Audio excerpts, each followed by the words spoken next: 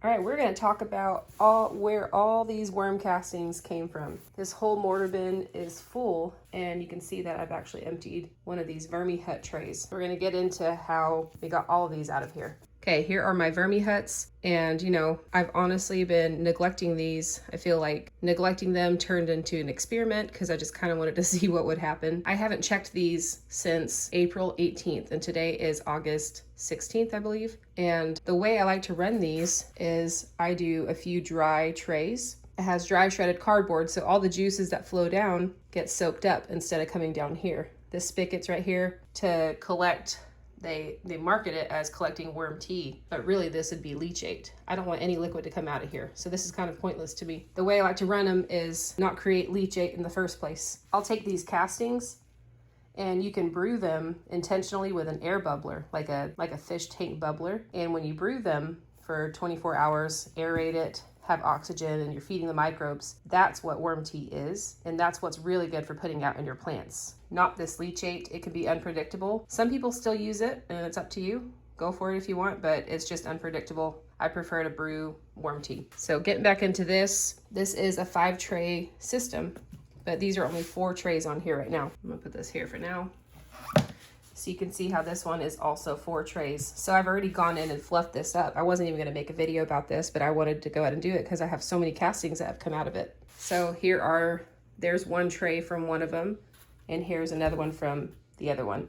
So both these trays combined filled up this mortar bin, and it was full of castings. So when I opened these up, this tray and the one above it that I harvested were full of castings. So this one and then the other one. These are the other ones. They're both full of castings. Usually I like to run them on a 60-day or even like a 30-day cycle where they're constantly rotating, and I'm harvesting 1 tray every month or every month or 2. But I just neglected it and I left it alone. And even though I left it alone, these worms kept going to town and working on this. I didn't even feed it food scraps. It had tons of pre-compost, so there is food in the pre-compost. And then I fed food scraps 4 months ago, and this is a mango skin or pit, and it's kind of starting to break down, but it's been 4 months since I fed this. So I'm not saying or recommending to neglect your worms. It just kind of happened.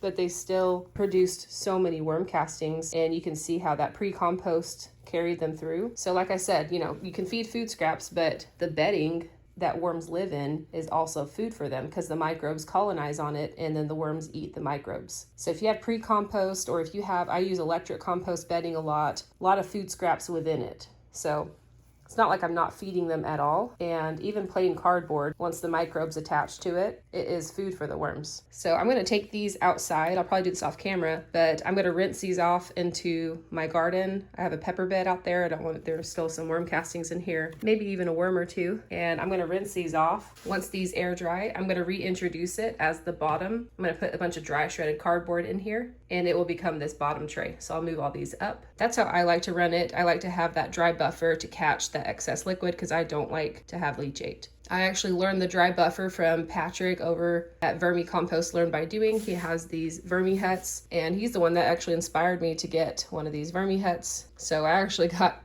2 of them right here, and I have 2 outside as well, where I'm using a bunch of leaves and just outdoor material just to experiment with those different bedding material. I know that stackable systems aren't people's favorite all the time, and that's totally fine. I have different kinds of worm systems. I have my 50-gallon tote right there, and I have a bunch of mortar bins, excuse the mess. And I actually like them all for different reasons. So with this stackable system, I feel like the bedding is moving in different stages. So with this VermiHut, I'm gonna show you, like this one, I could probably even get more castings out of this, but I already have this whole mortar bin full. So since I've been neglecting this, each tray is usually in a different stage of turning into worm castings. But since I neglected it, 2 of them turned into worm castings at the same time. So what I'm gonna do with this is I could harvest this, but I think I'm gonna keep this and just add a bunch more cardboard, let these castings inoculate the new cardboard, and let this be a new feeding tray. So I'm actually gonna take off this tray, and I'll show you what the next level looks like. Okay, you can see how there are a lot of worm castings, and then there's some cardboard mixed throughout here. All these microbes, again, are latching onto this cardboard. Off camera, I had been already mixing more cardboard throughout here before I knew I was gonna make a video, and so that's what what this looks like. This is fresh cardboard mixed with some worm castings and just other unfinished bedding. So when I look at these bottom trays, I've already fluffed them up, but that's what they look like. Like, you can see some worms hanging, but they're basically dry shredded cardboard. This is dry shredded cardboard that's a little bit moist because it's, this moisture is coming down here, and then this is completely dry shred, and they eventually rotate through. And I just basically see these as, they all have different roles. This is absorbing this leachate, same with this one, but it's also getting inoculated in the process. So these worm castings and juices are coming down, and the microbes are latching onto this dry shred. And what's really cool is this will eventually be primed for becoming a feeding tray, or up here to where it can eventually turn to worm castings. So no tray is going to waste. So I'm gonna put this back on here.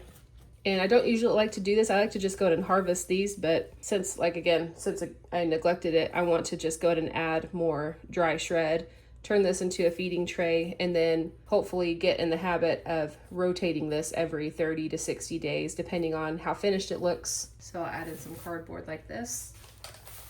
I'm gonna go ahead and mix this around. I'm gonna also wet it down just to help it become a better moisture level. These castings are more on the dry side, so there's not a lot of moisture in here, so that's why I'm gonna choose to wet it down. All right, I'm gonna put some newspaper, fresh newspaper on top, so I'll go ahead and tear this one up. So this looks good as a feeding tray. All right, I'm gonna do this lettuce stalk. It's been frozen.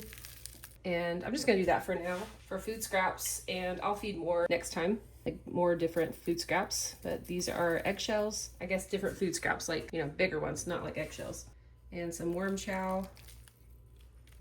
And then you just cover it up like this. There are some gaps on the side where there's no bedding, so I think I'm gonna fill this with some cardboard.